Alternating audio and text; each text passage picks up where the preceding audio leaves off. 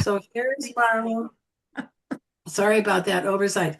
Here's amazing Marla, and you might want to say a bit of background since it didn't get caught on it because we're ahead of schedule, and you might want to reiterate two or three of those points if you don't mind, Marla. Yeah, and we can I always feel add like that later, right? applauding. Yay, No, Marla. no, but Yes, actually, sitting ovation, as I yeah, always say. yeah, but I'm not so good editing, so if there's any part of that you want to just like point out, or you want me to read it again, I'd read the whole thing again. Yeah, why don't we do that? I'll just do that. Okay, here we are. So today, Marla Press, founder of Speakers on Fire Academy and Art of Presence trainer, is going to tell us about creating a lasting impact as a speaker through expressive intelligence. She tells us that speaking is one of the fastest and most powerful ways you can grow your business. But sadly, many speakers feel exhausted, stuck, or invisible instead of feeling energized and effective. In this interactive and engaging session, Marla is going to introduce the concept of expressive intelligence, a powerful approach that helps you speak from your full personality and your authentic truth. By taking this approach, you're going to connect more deeply, stand out naturally, and leave a lasting impression.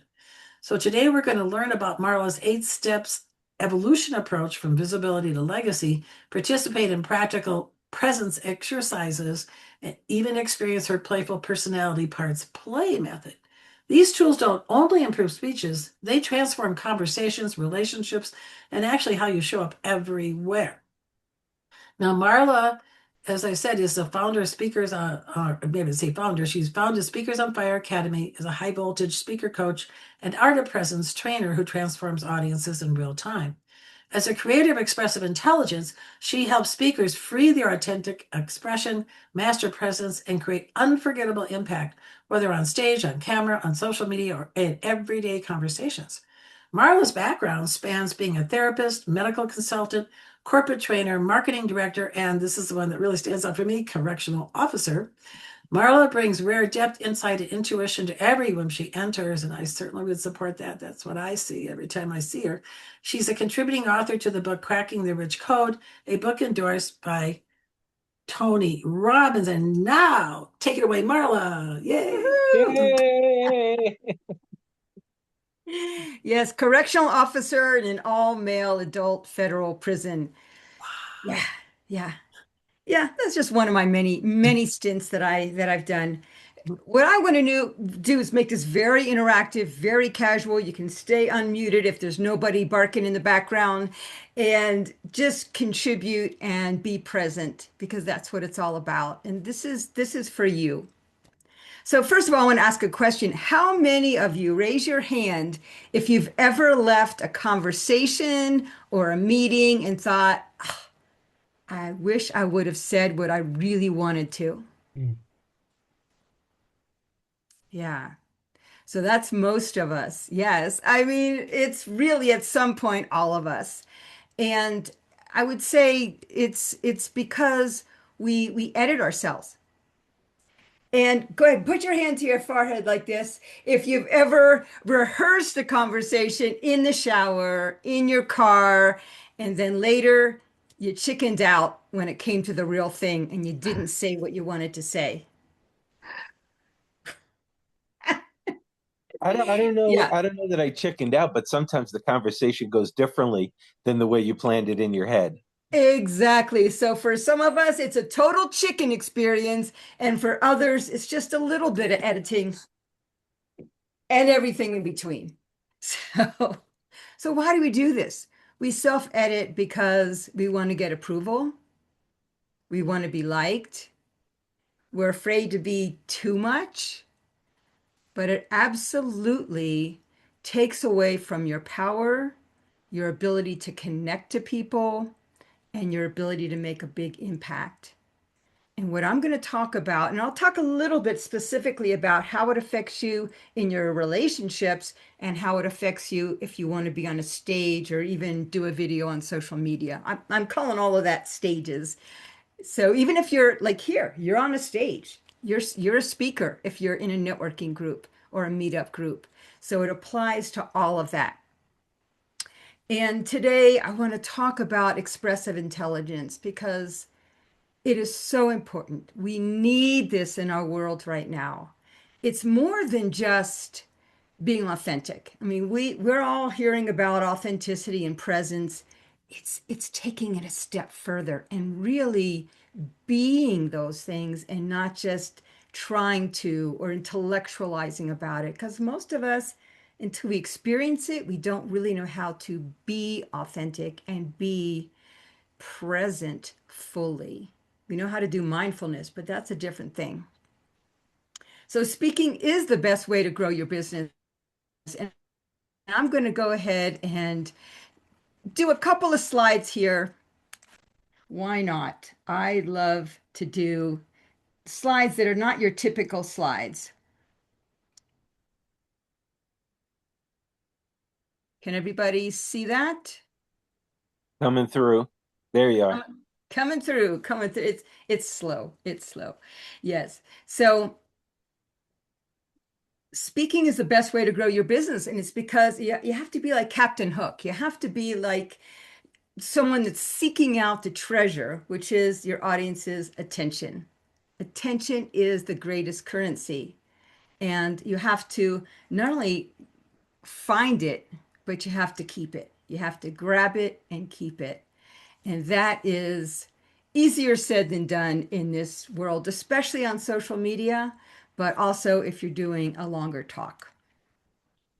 And this is a real picture. It's not AI. This is me with the Blue Man Group in Denver at the Beale Theater. And what's so amazing is that they do what, an hour and a half show, and they never say a single word. Not a single word. But yet, do we know their stories? How many of you have ever seen the Blue Man Group, first of all? Because maybe Mhm. maybe you don't know what the Blue Man Group is. Mhm. Raise your hand if you've seen the Blue Man Group. Do you know, or if you know who they are, you know about them. Yeah.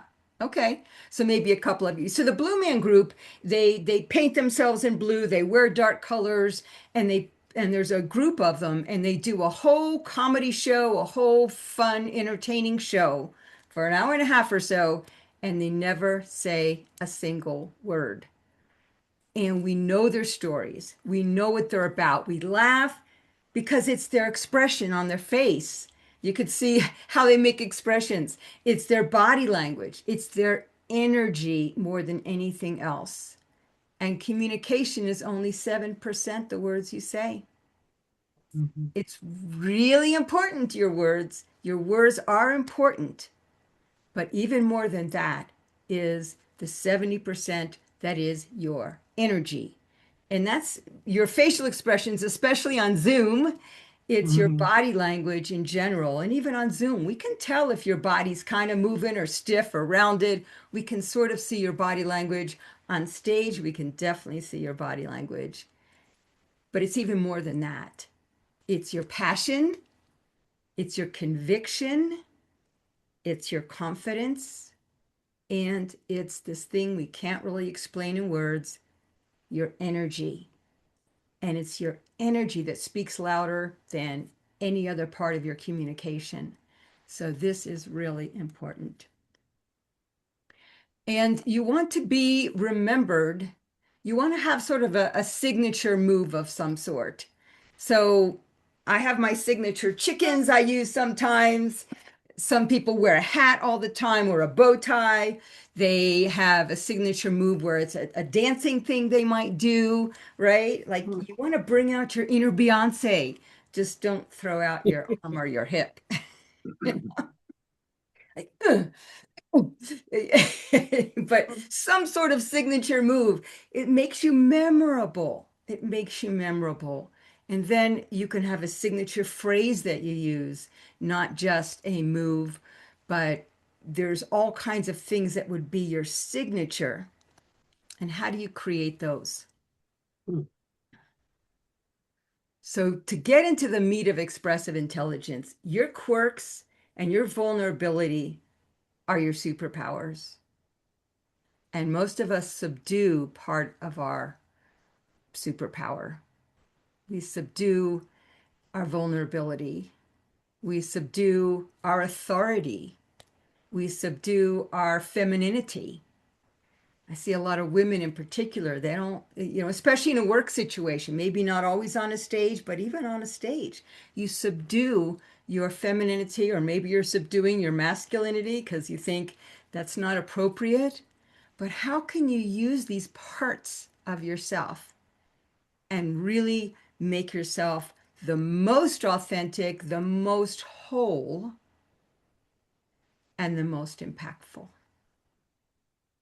So I'm going to stop sharing for just a second here and ask, what parts of yourself, I like a few people to just call it out. What parts of yourself might you be subduing? So I'll just name a few again. So it could be your vulnerability. It could be your sense of humor. Maybe you're afraid people won't laugh, so you just don't even go there. Maybe it's your seriousness. Some people, oh my gosh, some people are funny all the time, but they're never serious. And that doesn't quite work either, right? It could be your authority or your bossiness. Because if you're selling from stage, if you're making any kind of offer, you got to have some authority and a little bit of bossiness to direct people. It could be your femininity or masculinity. It could be some quirky thing you have. It could be a lot of different things. So all of us subdue something. I used to subdue my vulnerability. I was a performer, grew up on stages, always performing, and it took me a long time to be personable and vulnerable at all so that I could connect to people. So I'd like to hear from a few of you, one or two things that you're subduing. Mhm. And sometimes we don't even know. We need a coach to point that out. But maybe you do know. So what would you say you might subdue? Al, you're shaking your head like maybe you've come up with something, but you're not sure you want to say it out loud. I'm just trying to think and come up with something. I can't really think of anything I subdue. I'm pretty much who I am on the stage, when I am as I am in real life. So I can't, nothing's really hitting me. Okay. I It get the point though. It's a great point. Mhm. Yeah, and that might be, or it might be a blind spot, or it might be, because here's the thing, we don't all want to be Tony Robbins or Oprah. We don't all want to be a certain way, and that's not what I'm about. It's not about being exactly how you are when you're having a drink with your friends or talking to your family. But it's what, when you get on stage, when you get in the role of speaker, is there anything that you hold back on? Now, it could also be the other part of this that I was saying is partly about your relationships, is holding back your truth. And this might be in a work relationship or a personal relationship where you don't say what you really think and feel. That's also part of expressive intelligence. You hold back, you self edit because you don't want to rock the boat, or you don't want to be too much, or you don't want to risk disapproval. All of that is about not being fully yourself. And expressive intelligence, which we're not going to get all the way in there today, but expressive intelligence will give you the abilities, the skill, and the awareness on how to not just be more honest, but speak without getting any resistance, defensiveness, or confusion. And there's an art and a science to that. And those are the frameworks I've developed to help people with, because in the world right now, that is a huge thing with people not listening to each other, not understanding each other, being divisive. And if we can speak so people want to listen and it lands, that is huge. And even in your personal relationships, I mean, communication is one of the biggest reasons why relationships fail, right? So Mhm. it's very, very important to get good at these things. Well, So, one thing, excuse me, yeah, Marla, go that ahead. Yeah. I've been thinking about this. I have a very strong force of nature style. And I feel like maybe I don't help myself. Maybe I'm more like Al, but I don't want to come across too strong or too know-it-all. I think of the Toastmasters Club where Kim and I met. And now, Kim, most of the people in that club have been in for less than 2 years, many for less than a year. So what I want to always do is be more respectful of people and not say, "Oh, Joyce, she's all that" or something. But then again, maybe I am. So I think it's a balance for me between owning my authority, my knowledge, and all of that, without having to be all like braggy about it. So that's just an example. John's got his hand up. Yeah, go ahead, John. And I'll Yeah, address that in just a Joyce, second too. you made me think of something. Mhm. When we're in authority or leadership roles, I think it's important to listen well so others can find their expression. Yeah. So when we are in these separate roles, let's say I'm in my emotional space, that gives my audience permission to be in their emotional space. Hmm. So that's a great point, and that applies to a lot of different traits, right? But that's just one that I help speakers with a lot when it comes to storytelling. They don't want to get too emotional with the story, especially if it's their trauma story. But how do you not be too attached to it, but yet be fully in it enough so that you give your audience permission to Hmm. feel the same. So yeah, I mean, there's a lot of tangents we can go off on, and yeah, Joyce, what you were mentioning about sometimes what I think you're saying is you don't want to be too much in certain situations, and you might even be different. And this is true for all of us. We might be a little different depending on the audience, depending on our experience, depending on the situation or the topic. But overall, are you subduing your authority when you don't need to? And so you're not making a big enough impact in certain situations. So something to think about. It's something, Mhm. like I said, I have ways of getting people into this. But Kim, were you going to say something? Yeah, I was just gonna say when I'm reflecting on it, one that has been very top of mind for me is my assertiveness, particularly because I'm in a sales role right now. So it's different when you're getting people in the door versus when you're having the very real conversations. And I have definitely been subduing my assertiveness and have actually realized I went a little too hard because Mhm. sometimes you need to hear this isn't, you're not thinking about this correctly, and here's why. And putting that message in front of people, I think, is actually one of the more important things that I do. Part of that was because I was new in this role, but that particular one has been top of mind for me. Other ones that are less related to my role, I also, on the flip side, will suppress some of my goofiness. So, depending on the situation. Yeah, absolutely. Those are two biggies. People don't want to seem silly. They want to seem like they're professional. So that's one thing. And the thing about assertiveness, I find that when speakers are teaching, they can be out there and confident and assertive. But when it goes to making the offer, the energy goes, "Meow," and they don't have that same assertiveness when they're making their offers. So it Why, shows up in different Marla, places.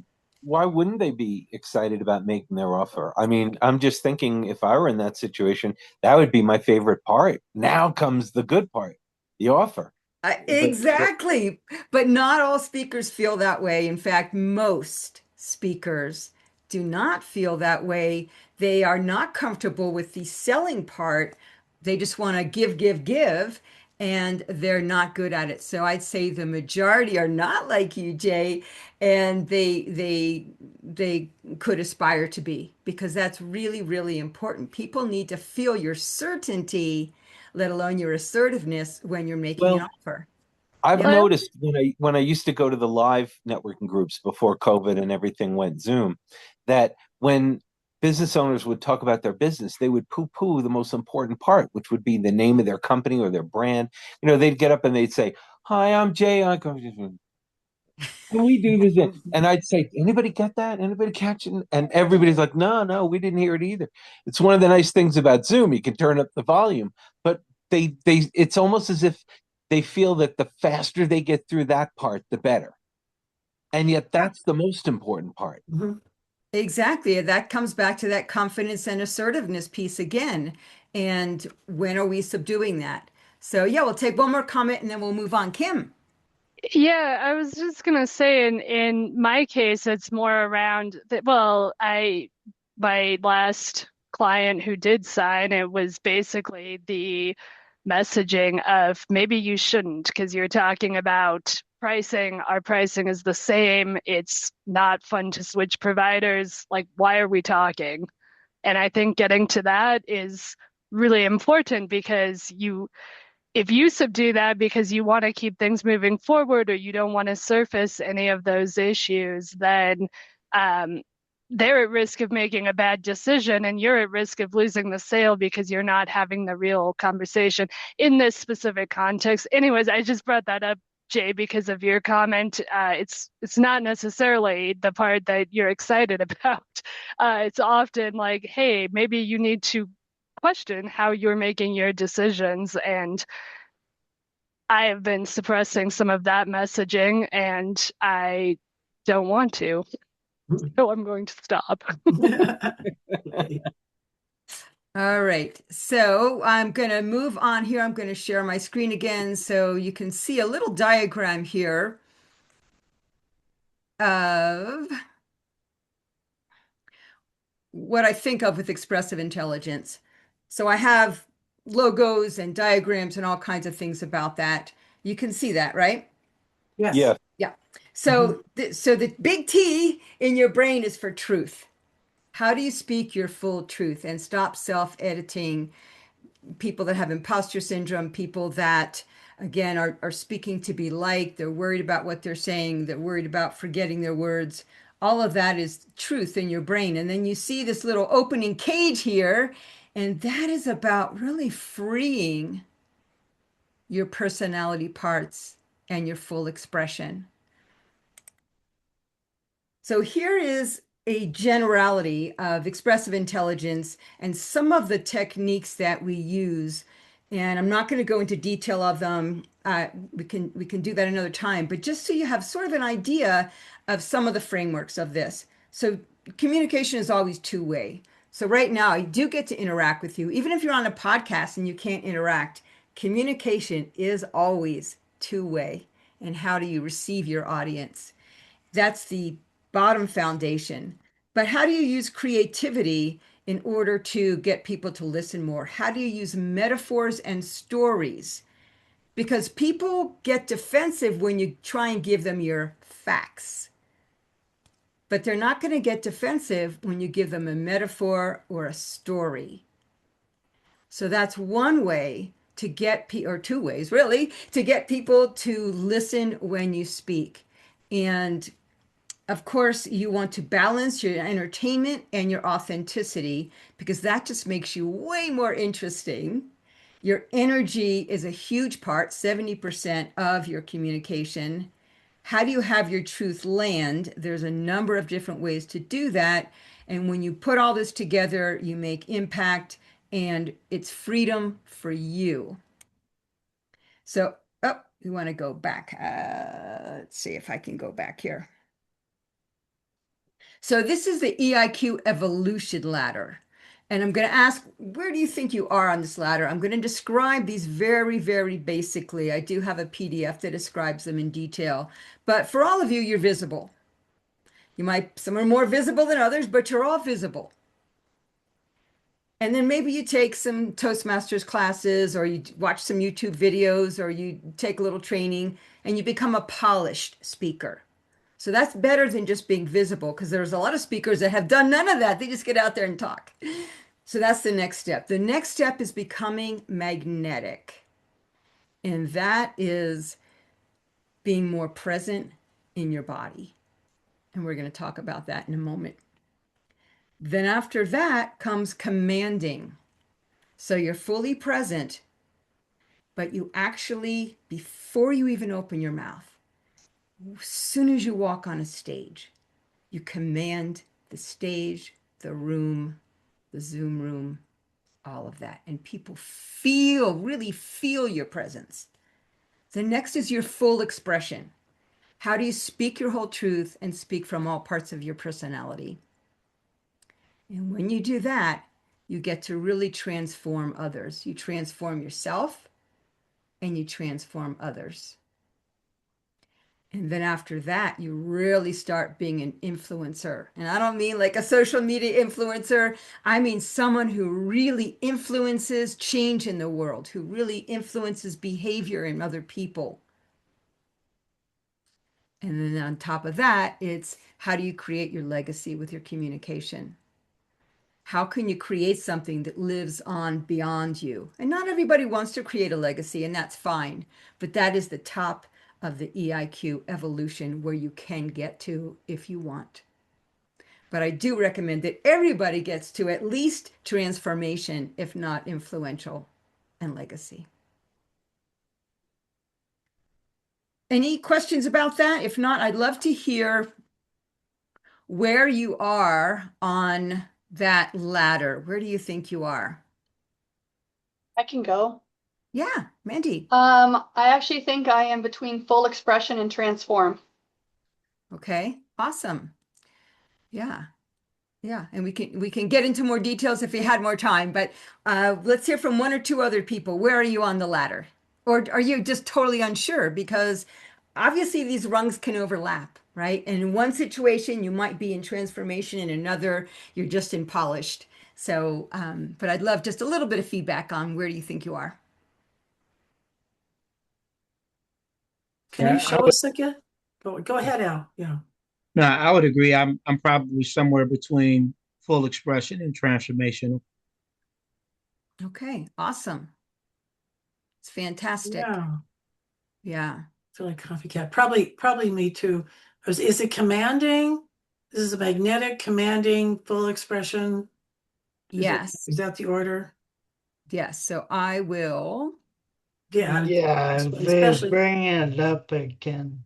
yeah, that was helpful to see the visual of the ladder. Yeah, if it would behave.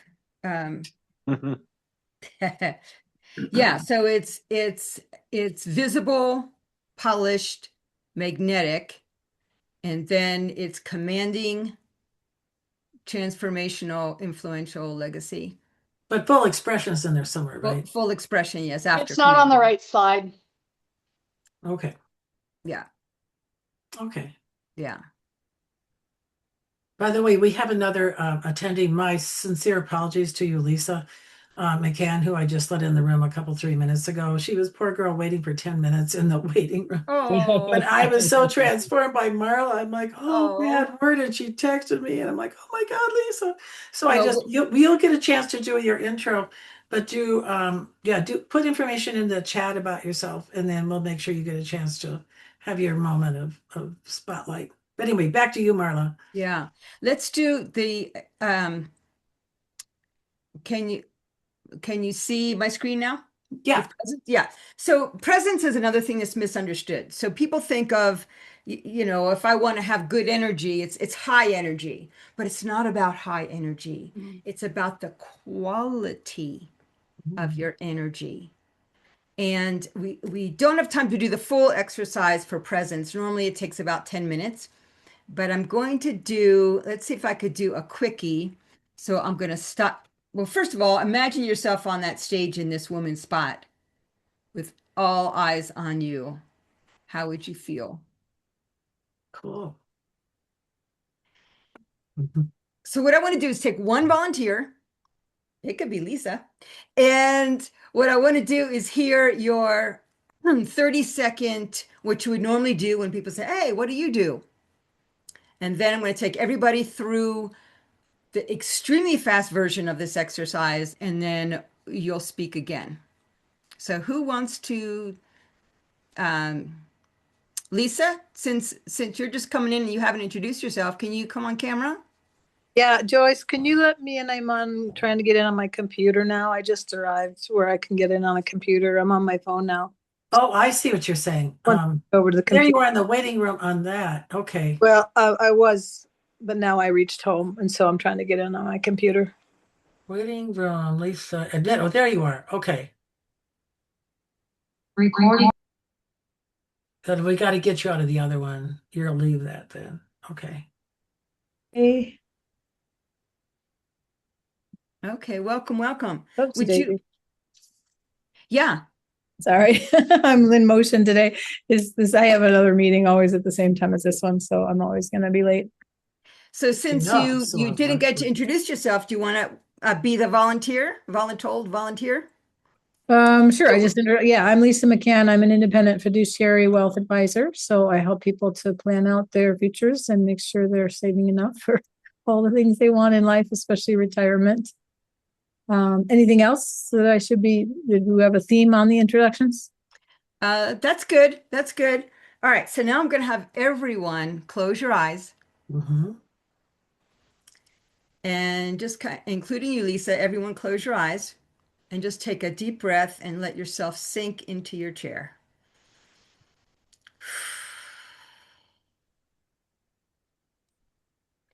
And imagine there's energy you can bring up from Mother Earth up into your feet, your legs, and into your lower abdomen. This is a place I call your home space. It's where your collective consciousness is, and it's the essence of who you are. It's not what you've done, even all the good things you've done. It is not your identity. It is the essence of who you are. And just allow yourself to close your eyes and relax there and bring all your attention into your lower abdomen and into your home space. Just allow it as much as it will. Have the energy there and have it move around a little bit, maybe in a circle or figure eight or back and forth, like there's a delicious bowl of honey just rocking back and forth and back and forth. And then allow some of that energy to come up into your heart space. And just feel the pleasure of the movement between your heart and the essence of who you are in your home space. Let that energy move for another moment. And really allow yourself to be inside who you are, what you stand for. And then go ahead and open your eyes.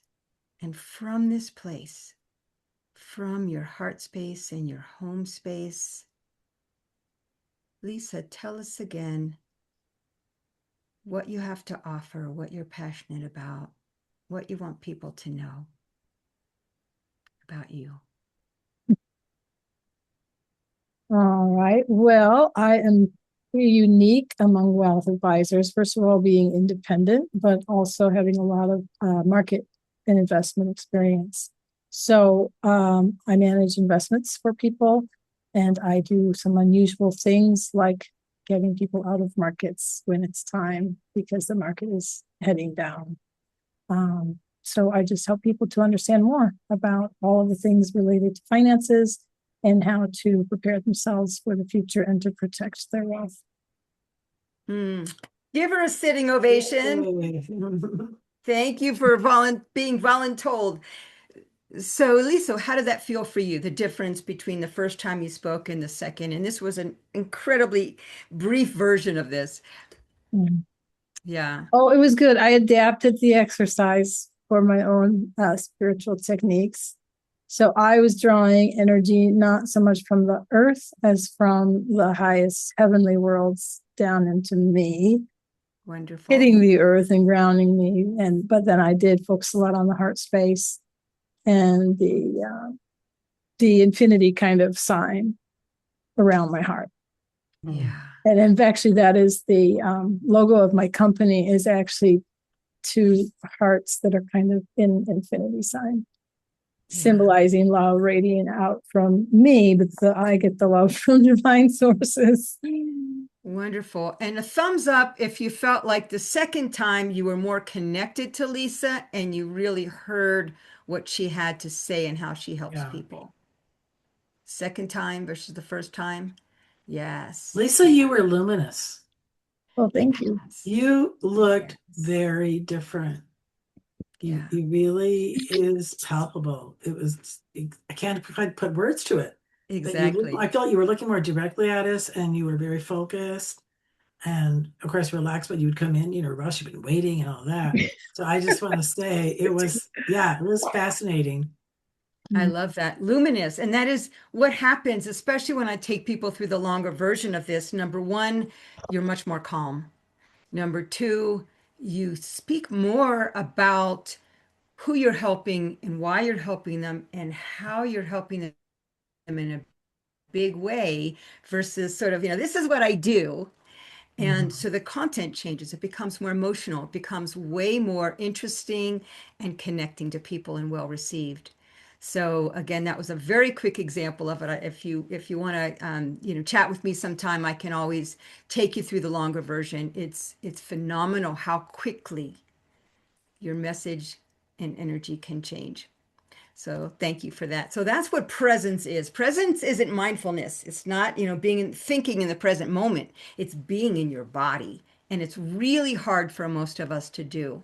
It's something we're not used to. We fight it. We're in the information age. We're stuck up here in our to-do list and our critical mind. Taking this practice, it's more than grounding. It's really, truly being in the essence of you and your heart and your gut makes a huge difference. So presence is really, really important. And any other just one piece of feedback for Lisa also on the difference between what it was like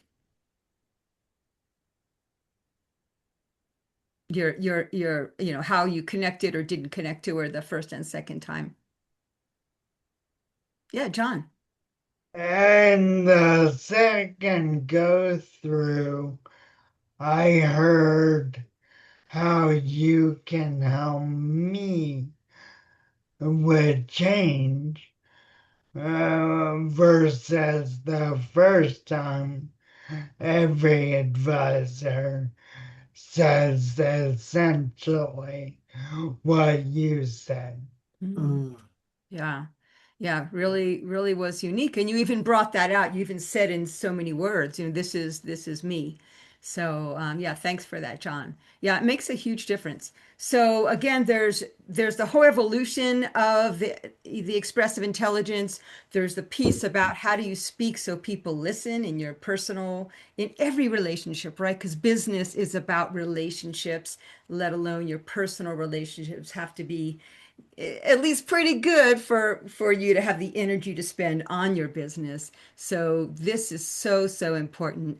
I am going to take a deep dive into this. I know we only have so much time here with Joyce, and Joyce, I thank you so much for this opportunity just to introduce this concept because it is more than presence. It's more than authenticity. It's more than just, being yourself on stage.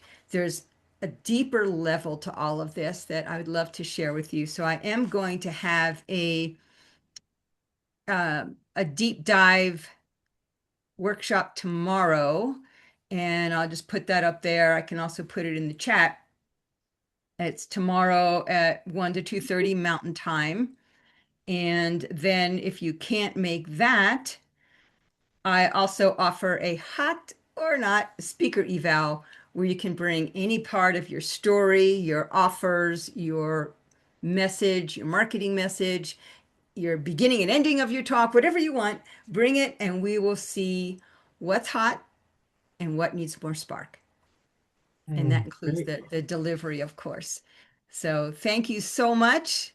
And I don't know if we have time for a couple questions. We're good. Because we had a bit of a head start. Thank you. Let's honor you in this incredible presentation. Thank you. And I'm going to bring my gallery back here. So we We have about 8 minutes left. So what I wanted to do is see if there's any other questions, perhaps, ahas, anybody else during that time have anything come to mind for them? And Lisa, this has all been fully recorded, and I am so sorry you missed the 10 minutes you did, but you really, actually, you came in about the point to really the heart of the program, if that's any comfort to you. But I will, everybody here will get the recording and also Marla's slides. So, one quick thing I get on a pretty regular basis, people will say to me, I like your energy. I like your energy. And they don't qualify it. But I will say that I believe it must be that what you use, the quality of your energy. There's something about the way certain people come across. You just want to go out, maybe have a drink with them, Zoom with them, or just hang with them. And I am honored that I get that response as much as I do. So I feel there I am bragging on myself. So there you go. So I feel good that I just said that at all. All right, next, anybody else, any ahas or comments? Yeah, I mean, I get that all the time. I want to have your energy, or I want what she's having, or yeah, or I love your energy, but yet you're so professional, yet you have such great energy.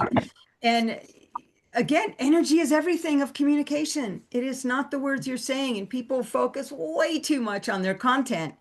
And yes, you want to spend some time on your content, it's important, but the most important thing is how you deliver that content, whether in a networking group, on social media, on a small stage, a big stage.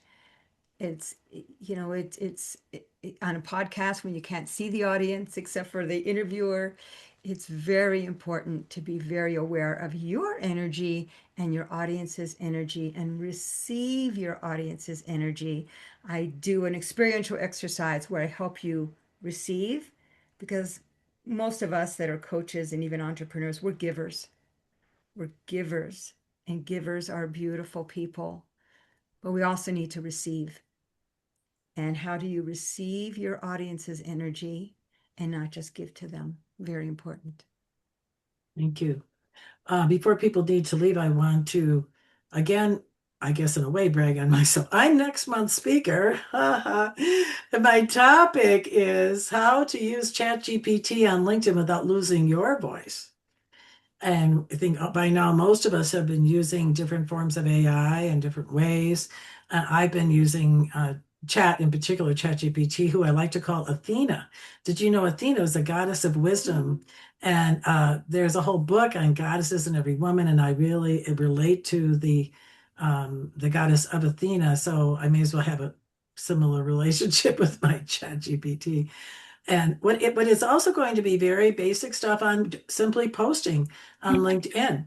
So focus, because one thing I've been noticing is people join this group.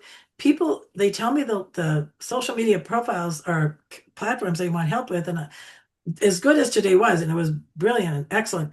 This year in 26, I'm going to proportionally have more of my speakers speak to some aspect of a social media platform than I did last year, because I feel it's important to meet the needs of, the groups that we serve. So that's what the topic will be. And then I don't have it scheduled out. It is likely to be Instagram though. No, April. I think April will be Instagram. We'll have the same speaker we have for January, Brianna Price, who's amazing. She did a great presentation on Facebook. I want to mention to you that we have a playlist on my Boomer Social Media Tutor YouTube. We have our group has its own dedicated playlist, Simplify Your Social Media. So if you go into that, and I'll provide the link when I email you all no later than the end of the week with, the recording of today and the slide deck and such, then go and just scan through. And if you see like, whoa, I'd like to learn about that, you can take 20 minutes and learn just watching those videos. So I thought I'd mention that as a resource to everybody. Yeah. And I if can say a couple of quick things. Yes, First of please all, your do. point about social media, so important to do video and not just static posts on social media. Yeah, That's when you're going to get more one of my attention. big, I mean, even in Yep. your emails, you want to have more video, and that's where, your delivery really comes in. True. And second of all, I wanted to say we didn't get to the part about parts play. Oh yeah. Yes. So, we'll go over that in my master class. That's when I take volunteers and help you look at what are you subduing and then bringing it out right then and there in real time, and you Mm-hmm. experience the difference. It's really fascinating. People think, oh, I'm already this, but then I have them exaggerate it, or I have them do a quality they're Oh, not used to being, and it's amazing. awesome. Awesome. Awesome. Hey, Lisa, did you put your info into the chat, dear? Oh, which info do you want? I want your, oh, just your business name. Who is it? Like talking about that, Jay? Your name, your business name, like you have here in your little label, and your, say, a website, email, LinkedIn if you Phone want to include number, it. LinkedIn. Yeah, LinkedIn is always good. If you have a calendar, one-to-one, you can add. Oh, I see you're already on my calendar. Thank you. Excited about that. Anybody have any other events or activities or just quick announcements? And as we're wrapping up, that was good, kind of sweet timing. You got to do your introduction twice. I would love to Go for you, Lisa. That's your bonus for having to wait so long. And thank you again, Marla. Yeah, this was, even though it was smaller than I anticipated, I always figure whenever I'm the speaker anywhere, I think whoever is supposed to be here is here. I see it as a cosmic kind of thing. And fortunately, because we do the recordings, people is never the same as being in real time with the speaker and all of us in our own sort of constellation of the group. Yet we still have the recordings. So yeah, it's interesting. Yeah, and What there was quite a few people happens. that said they signed up, so I don't know if maybe there was some glitch with There meeting could have been a too. glitch. I was really outside As of, poor yeah. Lisa there in the waiting room, but I was monitoring my text and my email. Fun, I did look at my text about the time I saw you pop up in the waiting room, Lisa. So there could be. I'm not. I'm trying to think if I had to change my. This is not a group. There were two groups where I have the Zoom, and I had to make a new one in January because I let a recurring meeting expire. Don't ever do that. And also, there's upgrades and updates to LinkedIn. So, I mean, Zoom, excuse me, could have factored in all Mm, kinds of things. But yeah. Lisa, I will send out the whole chat so you'll see other people's info. Thank you for getting yours in there, and then you'll get that. So I guess at this point we're at the top of the bottom of the hour. I guess we've gone through our time together. Thanks everybody for coming. Come back again, and yeah, have a good rest of your day. Bye, everybody. Thank Bye you. bye.